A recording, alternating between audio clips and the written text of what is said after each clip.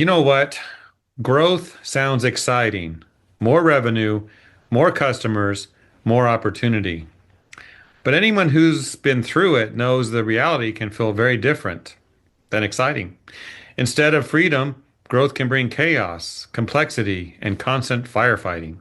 So, what separates companies that scale smoothly from those that feel stretched and stressed?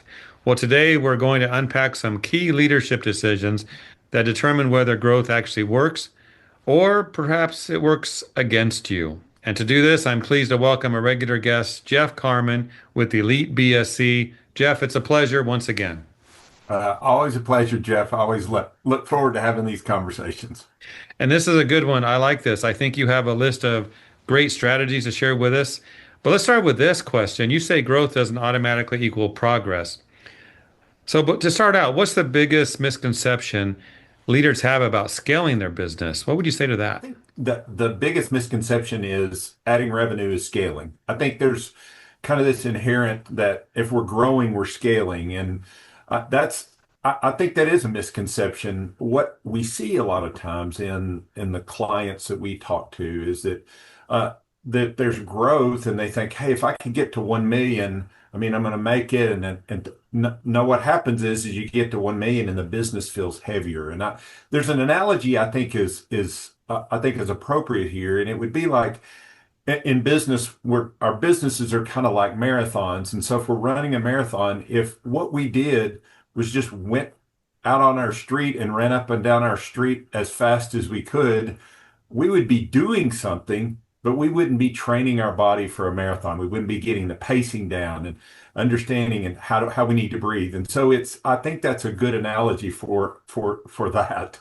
I like that. That makes a lot of sense. Yeah, the true work has to be done to get where Yeah. you want to be, not Yeah. just not just activities. Not just activity. That's right. Yeah. Yeah. Now, I know you have some key leadership decisions, some information to share with us that really determines whether growth becomes sustainable or overwhelming. And we don't want that to happen. Why don't you run through those for us, and I'll have a few more questions for you after that.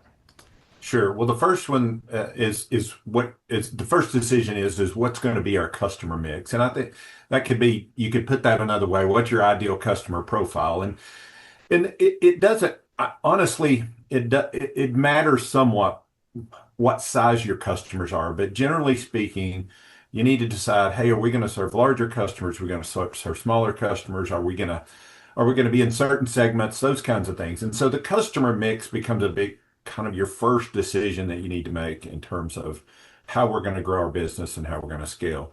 The second decision then is leadership or bringing on that next layer of leadership. And so if you're an owner, the question is what positions do I want to bring on, and what's the timing of those positions? And generally, what we see is there's kind of four main positions.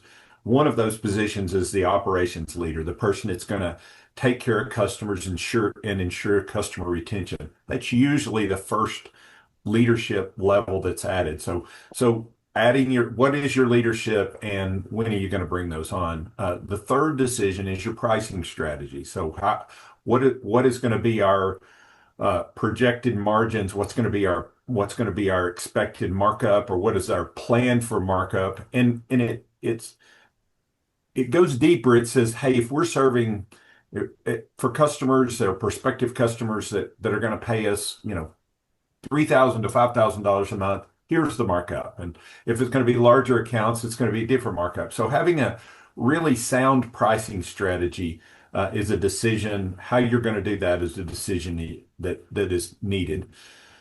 Number four is the decision is it's really kind of a decision, but it's what process. All processes need to be somewhat uniform. And so when I talk about processes and I'm thinking about hiring and what are our processes, or what's our plan for doing annual wages? What's our scope of work? And so as a leader to scale, you have to make the decision to say what of our processes are we going to standardize, and what are our processes that we're going to allow a little wiggle room to. And that can show up and say, if we're serving medical facilities, we're going to do it this way. If we're serving manufacturing, we're going to do it a little different. But generally speaking, That's the decisions that we need to make. And then lastly, and this is a big one, and it comes down to what is the owner's role, and the owner needs to decide what their role is. I used to work for a guy that said, I want to find people who have strengths where I have weaknesses. And I think that's a good way to think about that. So as the owner, if you like to do business growth and sales, get that operations person in there. If you loathe going out and selling, then stay in operations for a bit, but maybe have somebody come alongside you that can help you with your business growth. So that's kind of the 5 decisions that most folks need to make in order to scale their business. Question I like to always ask, Jeff, and you always answer them well. There's always a crack that appears in the system, in the process. Of those you shared, what is the first crack that usually appears that you'd like to spotlight?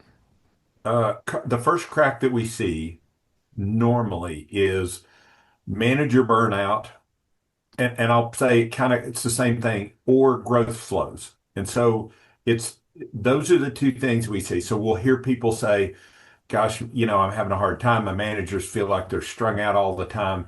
So that's not thinking about the leadership decision. Or we've got to a point and we're busy doing everything to keep customers and we're not growing. And so those two things are the cracks that begin to show up when most often that we see.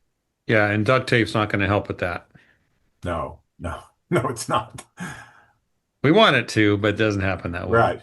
Helps on a lot of things, but not this. Yeah. So for someone feeling the strain of growth right now, they're feeling it. What's one decision they could revisit right now that would make the biggest impact, the best lift right now? I think it is, and this might seem simple, but I would say that what you can do first is to lay out your organizational structure. If you say, "Hey, I'm in $1 million and I want to get to $5 million," what does your organization look like that? In the book E-Myth, he talks about that. Lay out the structure to where you're going to go.